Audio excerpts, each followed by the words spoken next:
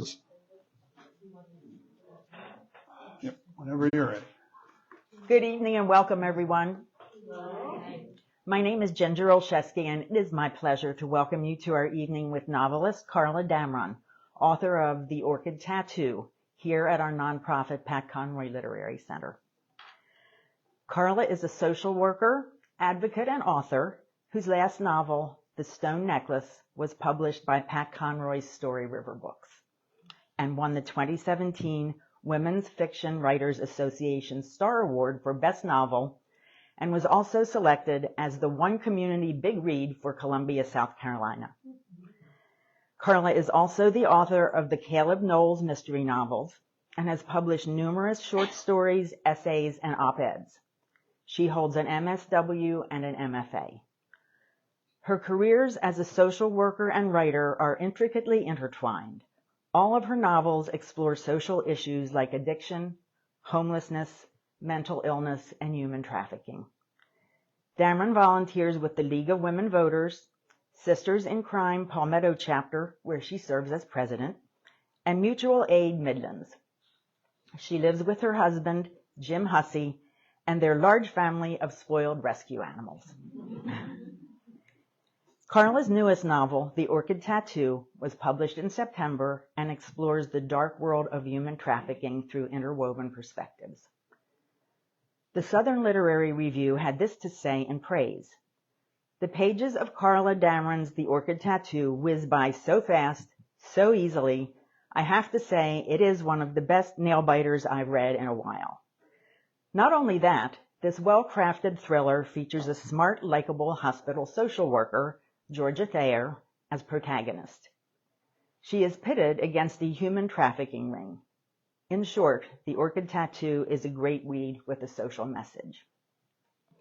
Tonight, Carla will be in conversation with her former publisher, Jonathan Haupt, who is now our Conroy Center Executive Director and co-editor of Our Prince of Scribes, Writers Remember Pat Conroy, winner of 17 book awards.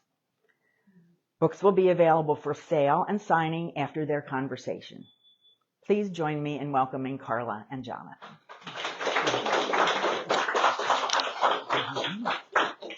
Thank you all for being here. Happy Giving Tuesday, everybody. Welcome to the Conroy Center, home of 3 donation boxes. I'm just mentioning that in passing. Do with that information what you will. Delighted y'all could join us, and I'm particularly delighted you could be with us tonight, Me too. Carla. Happy to be here. Thanks for coming. We have a seat available, front row, feeling brave. Come on in. My mother, everybody. Yes. Now we have a very special audience. Yeah, indeed. Mm-hmm. And we have people that I was in high school with. So You're kidding me. yeah. Well, they have better stories than I have to they tell know the about scoop. you. They Do you know want the to switch scoop. seats? Yeah. Maybe we'll get to that in the audience Q&A. So we had a really special experience earlier today. Carla and I went out to Beaufort Academy, and she got to speak to some AP English students out there. And they had such good questions, too, once we got into it, once we got over the hurdle of teenagers not wanting to raise their hands. We got into it. During the World Cup, which is what they wanted to be doing. We were not the most interesting thing going on today, certainly. But they had some really good questions, and it actually led me to rewrite a lot of my questions, effectively stealing some of theirs. But what I want to start with is really sort of a big question that sort of speaks to the overall arc of your novels and your writing life. As Ginger mentioned in the introduction, the protagonist, the detective figure in The Orchid Tattoo, Georgia, is a social worker. In your earlier novels, the Caleb Knowles series, the detective figure is a social worker. Mm-hmm. You are a social worker. So what is it that makes social workers the subject of storytelling? What makes them heroes worthy of novels, Carla? All social workers are heroes. They're just kind of unsung. Well, first of all, you write what you know, and I certainly understand the field. But also, social workers, I think, it's a complex field. But one thing, I did mental health social work for a lot of years. I was a therapist, and just kind of understanding how humans think and how our thought processes can maybe make us behave in the wrong way. all of those skills that you learn as a social worker work really well in fiction, because in terms of understanding your characters, giving them layers, making them human and not two-dimensional. I think that social worker really helps craft that. The other thing is when I see a client as a social worker, I'm always trying to analyze, how are they in the mess they're in? How are we going to help them get out of the mess they're in? And so that involves understanding how they're thinking, but also understanding their family system, the system that they live in. So you're kind of looking at you look at them from the micro perspective, but also the macro perspective. And that serves me really well in fiction, because you want to see the character in their world and how they interact in the world. So there's the observation and the interpretation. Exactly. But also the curiosity, too, that makes for good detective characters. Right. Yes, we are nosy. We are nosy people. You don't want to sit next to me on a plane. You do not. So there's that aspect of your life, but when then does your writing life begin? When did you decide you wanted to put words on a page and craft stories in that sense? So when I was a kid, I loved to write, and I got away from it. But later on, when I was working at a mental health center, I had two jobs, and one was a full-time job, and then I worked a few hours in the evening. And after a while, I stopped doing that evening job, and I was used to being productive then. I was used to grabbing supper and then, doing my other job. So I thought, I've always wanted to write. This is the time to do it. So I started writing. I started drafting the Keeping Silent, which was the first Caleb Knowles book. And I was a closeted writer. Nobody knew I was writing it until it was completely finished. Then I wound up taking a class, a little adult ed class at Midlands Tech. Mm-hmm. And when I was there, the instructor invited me into her writers group. And that kind of kept me going. That kept me, that meeting weekly with other writers and getting feedback really nurtured me as I was beginning to understand the craft. There's an accountability that comes with that, in addition to the exchange of craft ideas and pathways to publication, sort of the professionalization side of being a writer. Definitely. Yeah. And the support, the absolute support. We need that. Mm-hmm. Our own local writers group meets in this very room, led by Stephanie Austin Edwards, who's in the front row tonight. So we know a lot about that here at the Conroy Center also. It's important to the process. Before we get too deeply into the Orchid Tattoo, I want to talk a little bit about the stone necklace. Mm-hmm. And when Ginger mentioned that in the book and said that it had been the one Columbia read, you could hear an audible gasp from the audience. And that was envy coming from the writers and excitement from the readers, because that's a big deal. That's not a small thing. It was a huge deal. So let's talk a little bit about what it was like for you as a writer to kind of have that experience. And maybe you could explain as context for that what this stone necklace is about and why that book was even appropriate for that kind of consideration. So the stone necklace is braided stories of 5 lives that intersect at the event of a car accident. So a man who's a hypochondriac who always thinks he's having a heart attack has that heart attack when he's driving to work, and that causes a car crash. So it's about the story of his wife and daughter, his family, and how they're impacted by this ultimately fatal event. The woman in the other car, the other vehicle, the ICU nurse who works on him, who's just back from drug rehab recovery, and then a homeless fellow that he had sort of supported, who is used to kind of, the man's name is Mitch, and Mitch always would leave. The homeless guy's name is Joe, and he lives in a cemetery. He lives in a specific grave in a cemetery. And Mitch would leave him presents like socks and, food and things like that. And Joe, the guy who deals with homelessness, hears voices, and he always thinks that the Lord is talking to him. And when the presents stop coming because Mitch has died, he thinks the Lord has given up on him. So that's kind of his story. So you have these 5 characters that have each of them have their own story arc, and they're braided. So you kind of you meet each one, and you kind of get to know what their stories are. And the stories kind of come together and come apart and come together and come apart. But it's all set in Columbia. And one thing that I'm fascinated by as a social worker and as a resident of Columbia is how different people that live and travel the same streets and live in the same community have a very different experience of what home is. So the wealthy widow lives in a very nice house. The nurse lives in a more downtown house. The struggling mother in the minivan lives in a little bungalow where she's barely making, able to make the house payments. And then you have Joe, who lives on the streets. They're all traveling the same streets, but what they experience as home is a very different thing. That intrigues me. So I wrote about that. And you deal with the grief issues, you deal with Sandy's addiction issues, and you deal with Joe with his mental illness and his homelessness, and you kind of explore all of that. So because it was set in Columbia, I think that made it a strong candidate to be the One Book, One Community read for Columbia. Also having an editor that really went to bat for it. I got letters from all these incredible writers supporting it. I think the Pope wrote, I'm not sure. And it was, there were a lot of great candidates for that, but ultimately the committee chose my book. And what that meant was that it had tremendous exposure in Columbia. It was just amazing. The state newspaper serialized it. They did a video with me talking of the book. They took a video of me walking in the cemetery where Joe sleeps, and it was about 35 degrees below zero that day. It was really cold, and but I remember I was all bundled up.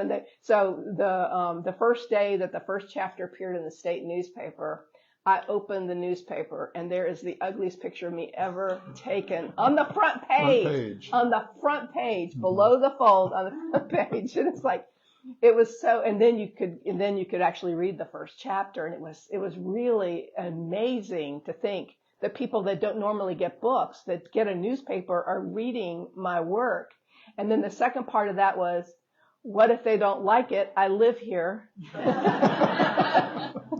But people did like it. And there were lots of book club events and library events. And it was just incredible. Other arts were involved. They pulled in, there were songwriters who wrote a song about it. Yes, there photography was exhibit where people read the book and then took photographs around Columbia. One of the photographers took a picture of a fellow who struggles with homelessness that looked just like Joe. Joe was not real. Joe was fictitious, but this... Yeah.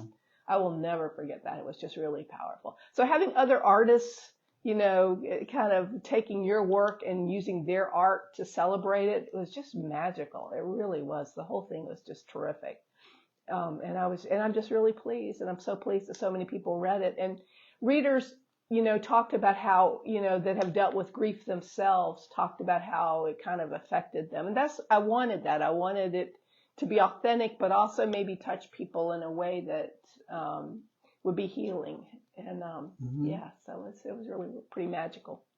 I love hearing you talk about that and remembering all of those things that happened, because I think it's another way to measure the success of a book or a work of art. So often writers want to equate that immediately with units sold or with a movie deal or something sort of big on that level. But not that those are bad. No, those are good. Those are good. And if anyone watching tonight would like the option Orchid Tattoo, I'll let Carla know. But here we gave the whole book away for free. We just gave the content away for free day after day for a month. And it impacted people's lives in a way that was magical and powerful and just transformative in so many wonderful ways. Yeah, I had talked to the local bookstore about if they would have it. And they said when they saw what was in the newspaper, they said they didn't really see a need to really order but a couple of copies. That was Sunday was the first chapter was there. Monday they got so many calls. They said changed their minds. People didn't want to wait a week. They didn't want to read it day after day. They wanted to get the book that day. So it worked out quite well. It was really sweet. It was a very sweet thing. So given you have had that experience, at what point did you decide what the next book was going to be, that you were going to enter the world of human trafficking and take us into the dark places of the Orchid Tattoo? Well, I write what grabs me, what moves me. I write what I have to write about is kind of what it comes down to. And in my day job, I was working as the director for National Association of Social Workers in South Carolina. I was the executive director. And we got involved in some advocacy work for getting more progressive anti-human trafficking legislation passed. And I didn't know a lot about it until I got involved in that work. And in that work, I met survivors and law enforcement people and advocates. And I heard story after story after story that were so haunting and so powerful. And I came to understand how prevalent this crime is and how, I had been ignorant for so long, and so many other people are ignorant as well. And I felt really compelled that I needed to write about it. So the story kind of came to my mind, and the characters, Georgia had kind of been batting around in my mind for a while. She's lived with me for a while. But Kitten, the 15-year-old survivor who gets pulled into trafficking, she just appeared and was like, okay, this is the story I need to tell. And I dove right in. Earlier versions of it were dark and harder to read because human trafficking is hard to read about. And I learned in that if I made it very realistic, people wouldn't be able to read it. So how do I communicate the horror of the crime without graphic detail? And so I had to get rid of the graphic detail. But then I realized I don't have to do that. I don't have to show that. I can show it in the characters and how they live and how it affects them.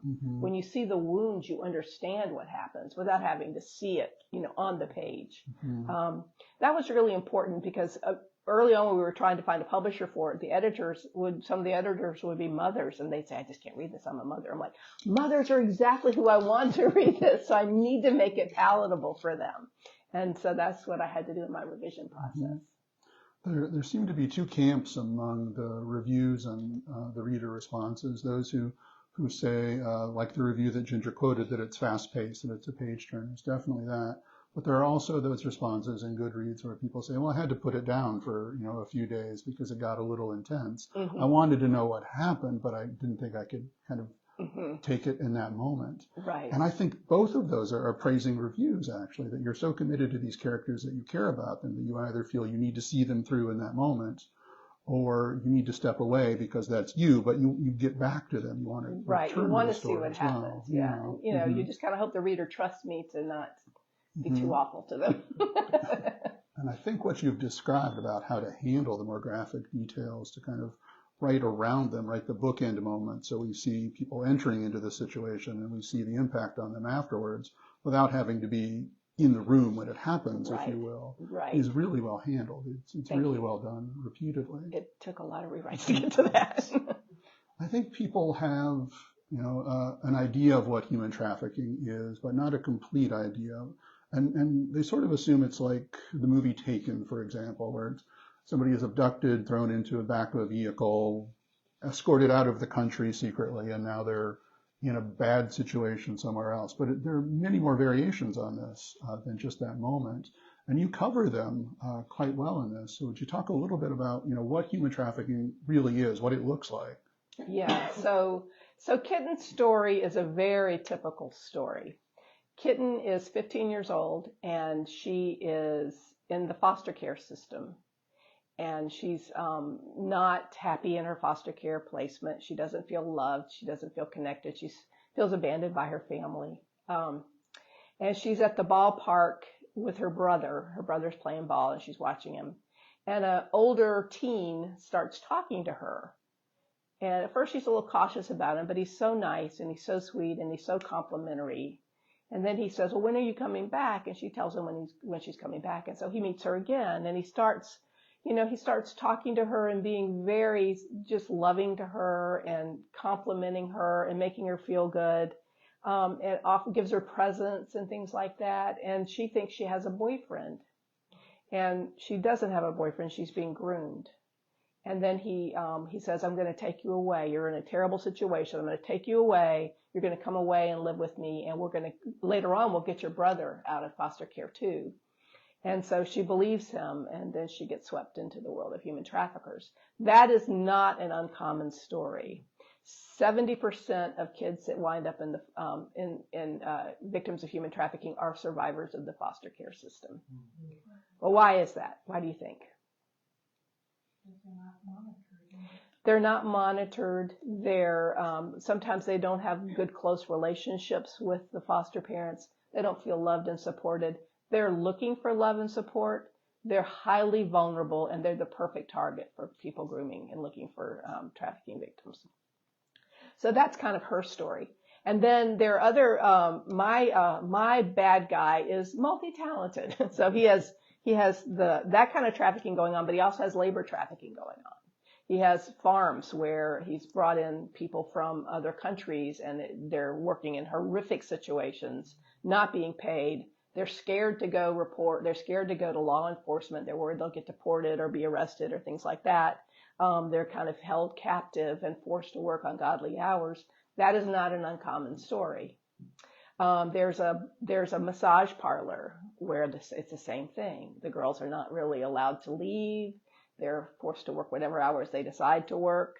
That is not an uncommon story. So I took all of these and kind of made him a kingpin of all these different things, so that you can kind of get a flavor for how it happens. You know, it happens. I live near Decker Boulevard in Columbia. I can tell you where it happens. You know, it happens here. It used to be Back Page. So the online site called Backpage, which is similar to Craigslist, but for kind of more nefarious things. It's not quite dark web, but almost. They shut that down, and it was immediately replaced with something like Backpage 2. And you can go there. You could go there for Beaufort and pull it up, and it would say, you know, massage from, you know, so and so. Mandy has never given a massage like this before, you know, and that's a trafficking person. So I mean, that's how common it is. And so so one of the things I want to do with Orchid Tattoo is I want it to be a great suspenseful read. I want you to take it to the beach and not put it down. But if at the end you wind up understanding this crime a little better and thinking, you know, we need to do something about it, then I've done my job. That's the part I have to be a social worker all the time. Indeed, that's a powerful thing for fiction to do. This is equivalent to what Mary Alice Monroe always describes with her conservationist message. Right. She can reach many more people in a more impactful way as a storyteller, as a novelist, than if she were just putting the facts forward. That this is we internalize this, we relate to it in a different way when it's characters that we get to know in this way through their experiences. That's what I hope. And it's like, you know, the people that take my book to the beach are people that maybe aren't going to be interested in reading an essay. Or, you know, maybe they would be, but I don't know. I think it's a bigger audience. That's what I want anyway. But if it gets them to reconsider their nail salon afterwards, right? And or other ask examples. questions. Yeah, exactly. Or to just keep your eyes on things, you know, just be aware. If you're in a situation and you see a girl off to her, you know, at a gas station or something at night, and she's just standing by herself, be aware that girl might be in trouble.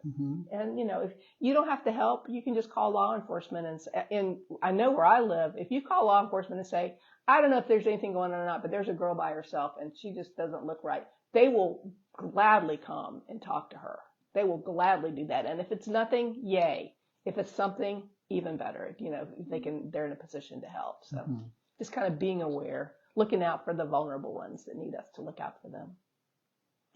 Talked a little bit about Kitten, but I want to spend a little more time with her. She's such an interesting character. You've sort of outlined how she ends up in the situation that she's in, but she's not without resources and determination for getting herself out of this as well. She's never presented as a victim for the sake of being a victim. She's actively trying to get out of this situation. And has multiple failures, multiple losses of things that seem like she's on the cusp of doing it, and it's taken away from her time and time again, but she never really gives up. Where does that figure, where does that tenacious teenager come from for you? That's just how she arrived.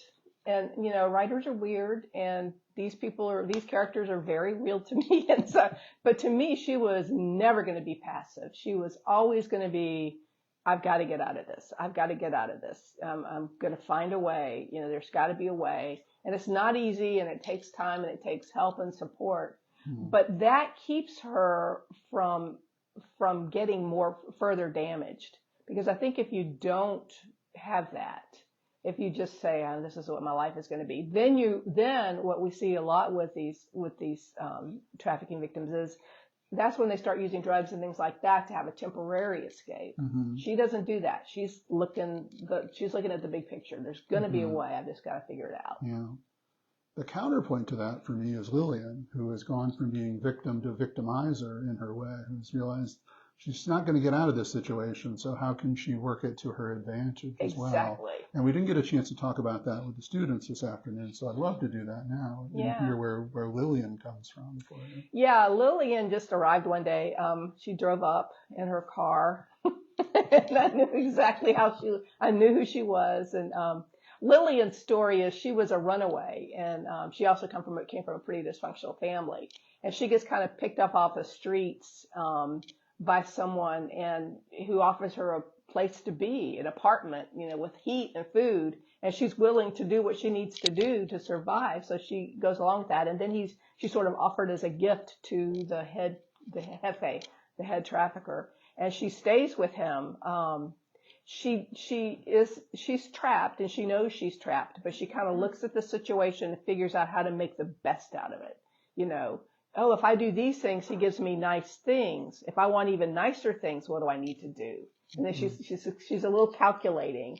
So she winds up, as a result of this, being over this brothel that's a very high-class brothel where international businessmen and politicians fly in from all over the world to go to this place. And she is like the head madam. So she's running it, and she's trying to keep the women that work there. She cares about them, and she wants them to be okay. But on the other hand, they're all still captive.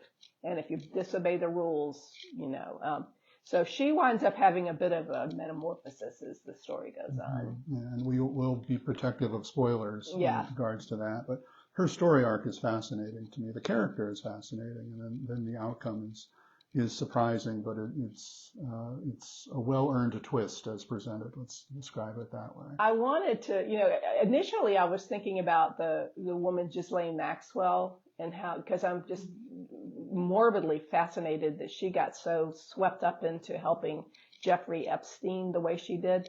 But I couldn't base a character on her because I just didn't have a sense that she has the soul that Lillian has. Mm-hmm. Lillian has a soul. Mm-hmm. It's just that she's made some poor choices to stay alive. Mm-hmm. I don't think that's I don't know what Ghislaine Maxwell's situation is, but this does happen. It's you identify with the captor. It does. It's like Stockholm syndrome. You identify and you make the best of your situation.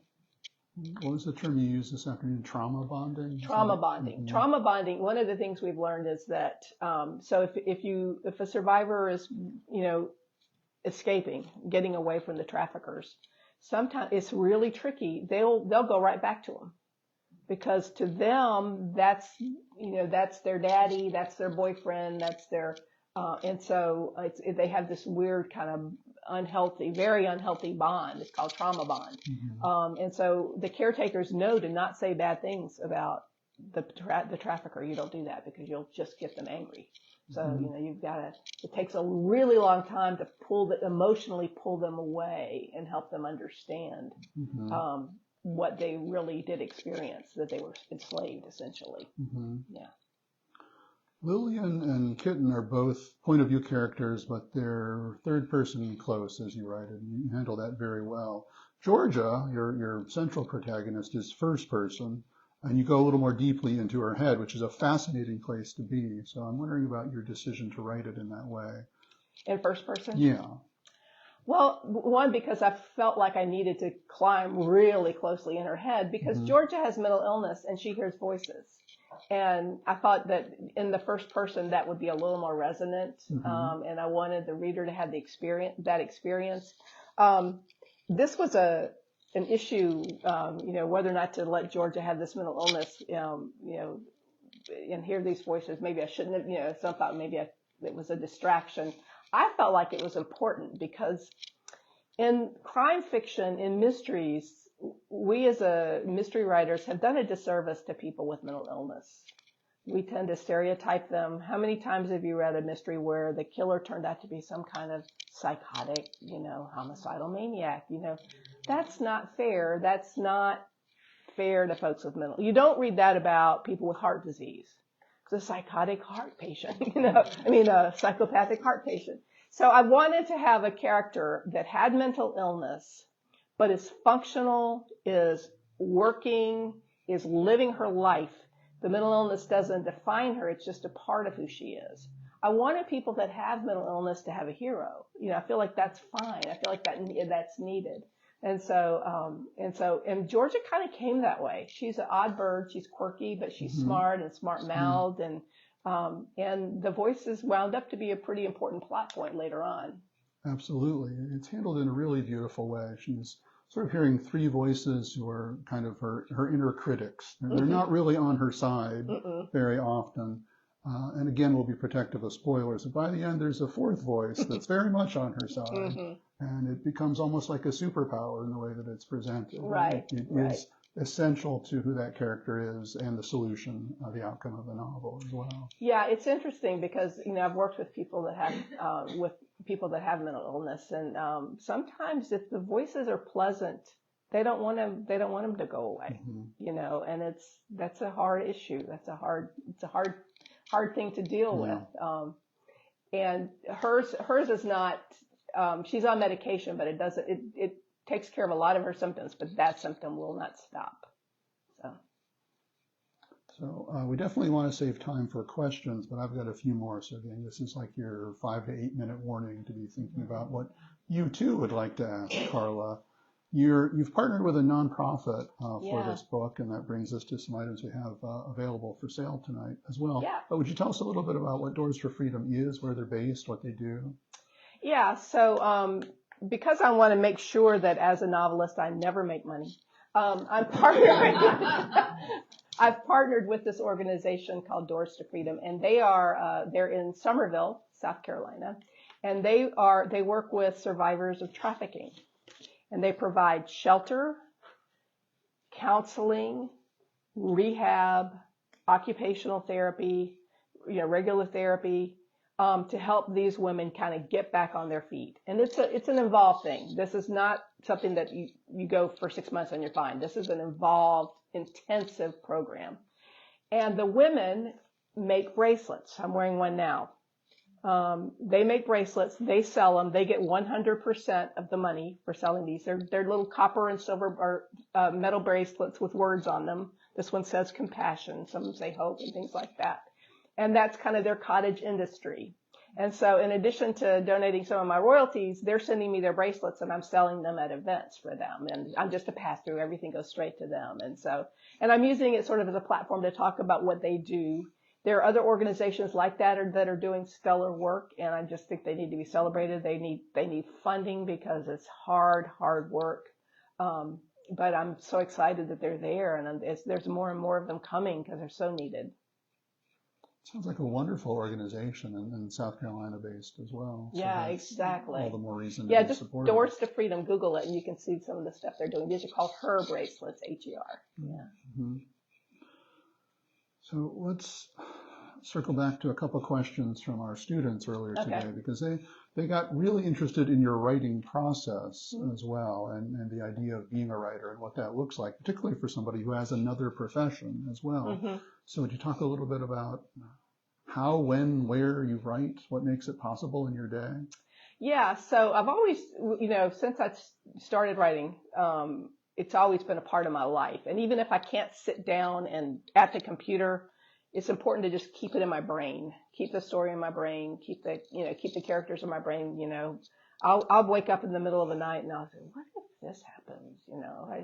So it kind of enters your brain like a worm and it stays there. It's always a part of you. Now I've retired from full-time work. I'm doing a little bit of part-time work and doing some volunteer work. But my process now is I get up every morning, get my coffee, read for a half hour, an hour, and then go right to writing. And I do that every day. And I cherish it. I cherish having the time now as opposed to having to kind of squeeze it around day jobs and everything else. I feel it's a real luxury. But it's real important to me. It's kind of where my passion is now. So it's also how I'm practicing social work. I feel like my writing is my social work now.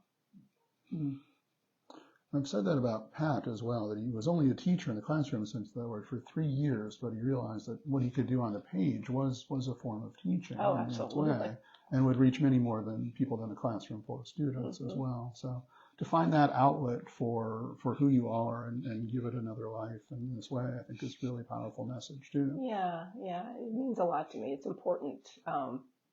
It's kind of it's also therapeutic, because when I was listening to all the stories from the trafficking survivors, it's like, I was compelled. I just had to write this. And it was like, oh, okay, I did it. Finally, I got it done. It's just real important to me. Mm-hmm. Now that it's out in the world, and it hasn't been out for long, it's still has new book smell on it. Yes. Yeah. I'm wondering if you've had what kind of responses that you're getting, either from survivors or advocates or other people interested in the decision-making or policy-making side of this. What kind of responses have you had so far? Yeah, I haven't really talked to survivors. I haven't heard from any of the survivors that I've worked with, but several of the advocates that I have worked with have really loved the novel and are trying to use it. I've been invited to do January is Human Trafficking Awareness Month, and there's going to be a big event where I'll be one of the speakers, and they're inviting this Attorney General is going to be invited, the governor's wife is going to be invited. So just kind of doing our best to increase awareness. I have some things I'd like to mention to the Attorney General if they'll let me. So yeah, that's been really exciting. That the advocate world and a law enforcement guy contacted me and he said, "This is great. This is exactly what this community needs," because he's seen it. He's seen it all, and so that was really important to me to hear that. So I hope that continues to be the case. That those folks are drawn to you. As we talked about earlier, writing a book on a subject sort of makes you the face of that subject, makes you a beacon for people who have experiences or stories that they want to share about that subject. So I hope that continues to be your experience as well. I do too. I really do. And the other thing that is like people that have ordered the books have, said, I need to get this for my daughter. My daughter's in college, and yes, you do. Your daughter, your daughter needs to be aware. Vulnerable people need to be aware. We need to be aware. What would you say are the most important things that we need to be aware of? What are the big takeaways for people? Well, one, that it's everywhere. That human trafficking is everywhere. 15 years ago, I thought everything I knew about human trafficking I learned on Law and Order. They're from Russia. No, they're the kid next door. She's vulnerable. So, one, to just be aware. Two, if you see someone that's in a vulnerable situation that you think might be a victim, offer help or find someone that would be willing to offer help. And then we do need to strengthen laws. While we do have we passed this wonderful legislation that was really harsh for traffickers, which is really good. That's very important. The thing we haven't done that we need to do is to address the market. We don't have harsh penalties for the buyers. We don't. And when I've tried to bring that up in political places, one of the things I hear was like, okay, so this man went and attempted to have enjoy himself with this 16-year-old girl. But, if we put him on the front page of the newspaper, that would be traumatizing for his family. And we don't want to do that to the families. That's not fair. And I'm like, you don't feel that way about people that go score drugs. So what's different? What do you think's different? I'm asking y'all, what do you think might be different? It's political. Who are these people? What do they look like? What do they look like? Mm-hmm. Who do they donate to? Yep. Mm-hmm. Are these the people who goes to the masters and takes advantage of girls that are trafficked into Augusta for that? So until we say no, that doesn't matter. If you do this, if you are a buyer, you're going to be on the front page of the newspaper, and I don't care if your career is ruined. I don't care if you wind up going to jail. Until we do that, we're not going to eliminate demand. And if we don't eliminate demand, we're not going to have the impact we need to have on this crime. This is a multi-billion-dollar business. Multi-billion-dollars. That's why we have traffickers. If I was a drug dealer, I could sell drugs once. If I have a girl, I can sell her 20 times. So, I mean, it's incredibly lucrative. So that's why it happens. So we need to make it very, very difficult for people to go and take it, get serviced. We may need to make that as difficult as possible with really harsh punishments. That's what needs to happen. Mm-hmm.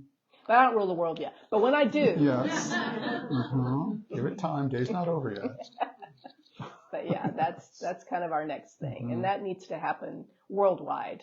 That really needs to happen worldwide. And the labor trafficking, that's another big thing because so much of the economy depends on it. So, I mean, that's an even harder issue. But yeah. The novel does such a good job of sort of explaining quantifiably, how this business works.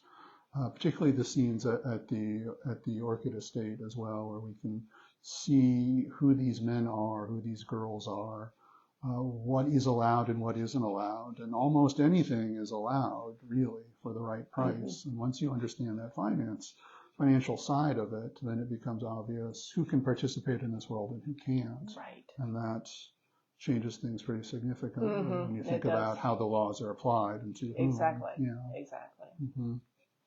It's really very well handled. Thank you. Because it's essential to the story, and it really sets what's at stake for Kitten in this moment too. Mm-hmm. So it's not sort of, let's go aside here and look at a spreadsheet for a minute, right? I mean, it really is. Yeah. It's the story. It's the way the story unfolds that you present this information. Yeah, Heffy deals in deals. He deals in favors. International business and international political leaders, he has, as you say, a very diversified portfolio. Yes, he does. We learn a lot about the world of sex trafficking and labor trafficking just through this one kingpin. Yeah. So I want to open it up to your questions, if anybody has one. Oh, hand in the back immediately, and then Mr. She's the one I was in high school with. I'm worried. Okay. Yes. I have two questions. One, Carla, you probably know about how Beaufort County's been hit with book banning in the last couple of months, and the ultra conservative group is hitting it hard. Could your book be on that banned list? I know you said you tried to avoid things. Yeah, it was. It was banned. I was supposed to do a talk at the university for a class, and they said, "Oh, you want to talk about your new book?" And then they said, "Well, we've thought about this. And we think maybe that would not be a good idea. We don't." The phrase was, "We do not wish to bring the legislature down upon us." And I'm like, well, no. I mean, this book won't do that. This is, college kids need to read this. And they're like, well, then they talked to their supervisors, and it kept going up the chain, and they're like, well, no. And I'm like, yes, I really feel like you need to have this book there. And so they wound up giving the book to 4 former students to read. And the 4 former students were like, this book needs to be read. And so they still were very cautious. And they finally said, well, they gave the students a choice of reading this one or the Stone Necklace. But when I went there, we spent 90% of the time talking about this book. But it was interesting. And I can't really slight the teacher because she's gotten a lot of pressure about, bad language. And I'm like, these are college kids. Do they go to football games? They have heard bad language. I mean, just. This was USC? I don't think I should say, but it was a college. And ultimately, I was able to teach it. But, I'm going to let Jonathan talk about the whole banned book thing. And can I ask you one more question? Mm-hmm. So you said exclusively girls. Are there ever boys involved? Yes, absolutely. And runaway boys that run away, and a lot of them are LG, they are prime targets because a lot of times they run away or they're kicked out of their homes and they're on the streets. And it's a vulnerable population. Very vulnerable population. Yes. Maybe. So before we switch topics to the next question, just to continue on the subject of book bans and book challenges, we, the Conroy Center, are going to host a nice long conversation about this issue here in Beaufort and beyond on Sunday, December 11th, 2 o'clock at the Technical College of the Low Country. So that event is newly posted on our Facebook page, and you'll see a lot of press releases and announcements about that in the coming days. It's a big issue. Things have been going on. We've been a part of the conversation, but we've not really brought a public conversation with experts from other people to explain where challenges come from, who's really paying for this, and what's the end game. And we're bringing 4 folks from Charleston to talk about those very things on December 11th, 2 o'clock TCL. Please do join us if you can. It's such an important issue. Mm-hmm. It is absolutely an important issue. Mm-hmm. So, I mean, you know, I feel like parents, okay, if you want to say your child can't read that, that's fine. But why do you say that another child can't read it, you know? Mm-hmm. Yeah. Librarians and English educators have been battling that one. Mm-hmm. John Worley is next. You can't cut the line in front of John Worley, Elizabeth Robin. You will wait your turn. Continuing the comparison with drug trafficking, it seems like the trend is to lighten up on the users, the ultimate end users of the product, even though the usage is what drives the demand. It seems like it makes your task more uphill to get that picture on the front page. Yeah, but that's where I think they're different, because, you know, people that are addicted to drugs, that's an illness in my mind. That's an illness. And so I don't feel like they should be, you know, horribly criminalized. But deciding that you want to go spend time with a 15-year-old girl, I don't see that. I see that as just, I can do it, I can get away with it, I'm going to do it.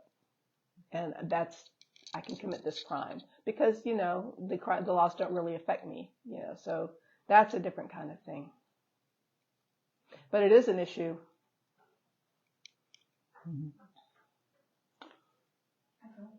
Elizabeth Robin, and then we'll go right there, Susan. Yes. Mm-hmm. I am willing to be last. Nope. No, never. You had mentioned part of your routine, and you read first. What are you reading? I'm always reading something for craft and something for pleasure. So let's see, for craft, what have I been reading? There's a new Elizabeth Strout I've been reading. She's taught me so much. I've been making my way through, for pleasure, since the pandemic started, I've been making my way through the Louise Penny books. The Inspector Gamache, who I'm kind of secretly in love with. Please don't tell my husband. So yeah. And then I'm also reading, I do a lot of beta reading, or, you know, reading for reviews for other writers. And I'm reading a very harrowing book. It's a memoir about a woman's experience as a foster care mom. And it's just, that's such a broken system. It's really frightening, but yeah, it's a powerful, powerful book. Susan? Yes, you mentioned the survivors of trafficking, and I was wondering, I have read that they are usually drug addicted and other things, and I'm wondering, are these survivors young women? I mean, what happens when you age out and you're no longer a productive slave, or what is the end game for what their life? How does their lifespan end? Their lifespan is abbreviated.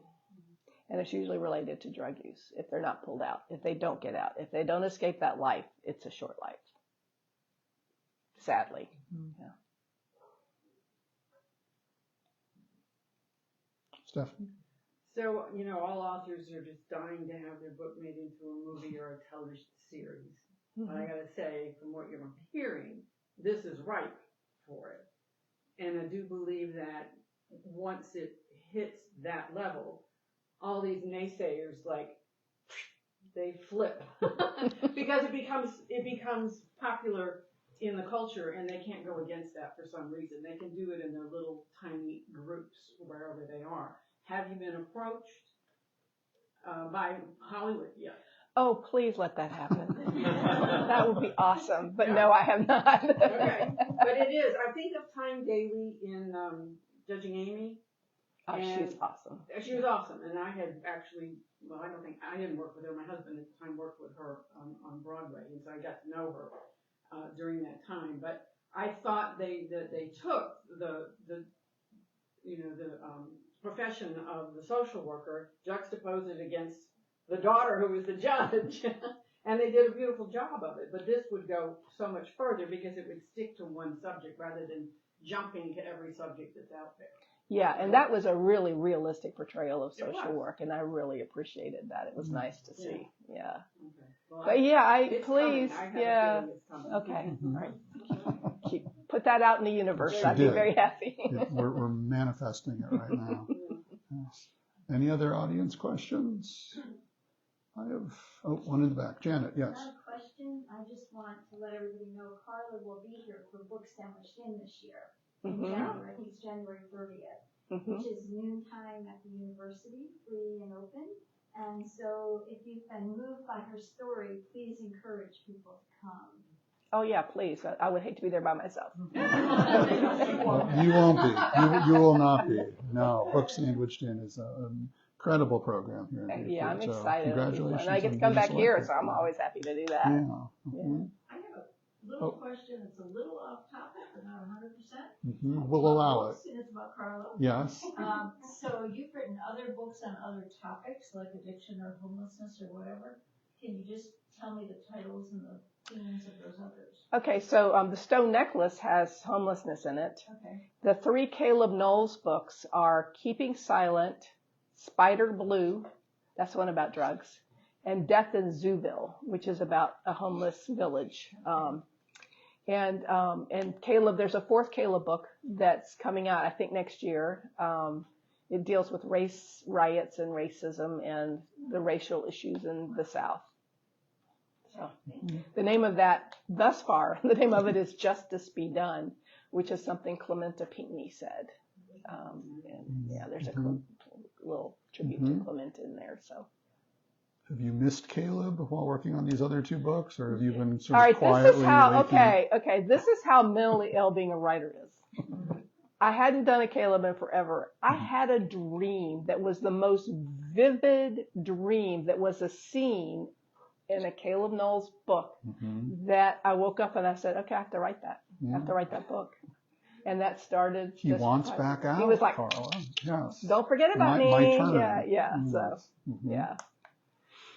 Do you think there's another Georgia book eventually? I've actually started drafting one. Have you? Yeah. I don't want to.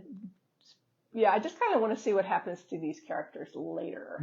Particularly what those that need to integrate back in the real world, what that's like. So, yeah. There's not to spoil this, but there's a bad guy who goes sort of unaccounted for at the end too, as well. Who does not get his comeuppance. So. Yeah, that's one thing. I don't put everything in a nice, neat bow, because that's not reality. So. Yeah. I would definitely spend another 380 pages with Georgia. She's fascinating to me. Thank you. And she wants to continue. She's hanging around. So. It's nice to have the time to write everything. So. Yes, good. I'm glad you have that. I'm glad that's part of your life now. Yeah. Yes. So we would be doing a disservice to Fenway if we did not mention Fenway as sort of our closer for tonight. So there's a feline character, there's a cat character who has a real world counterpart. Would you talk a little bit about Georgia that? has a cat named Fenway. I have a cat named Fenway, although my Fenway is a little different than Georgia's Fenway. But you know how opinionated cats are, and Georgia's cat Fenway definitely has opinions about people, and she needs to trust his judgment. She needs to trust his judgment. Yes. My Fenway is much more accepting of everyone, and is a little less cranky. Yeah. Yeah. But Caleb has a sheepdog. I'm just all about animals in my life. As you are in your life. As too. I am in my we life. have that in common. Right. Yes. I was telling Jonathan, I got our 5th animal during the pandemic. We adopted this kitten who, when I'm writing, wants to lie on the keyboard. And my office doesn't have a door. So literally my husband built a gate at the top of the stairs so that I could shut out the cat so I could write. And the cat stands at the gate and wails and bangs it. It's like, you need my help. I know you do. Why doesn't that work it into a novel, though? It'll happen. Yes, It'll happen. That's a good scene, too. You just haven't dreamt it. You've lived it. Yeah, exactly. Yes. Well, I want to thank Carla and all of you for joining us. Thank you for this being year. here. It This was has so really great to been see old friends. And, wonderful. Yeah. Thank you all. Thank you. So we do have books available for sale, both the Orchid Tattoo and the Stone Necklace, and the aforementioned bracelets. The bracelets are great, well. great Christmas presents for people, and it has a little description of what they're about. And so, thank you again, everybody. thanks, y'all.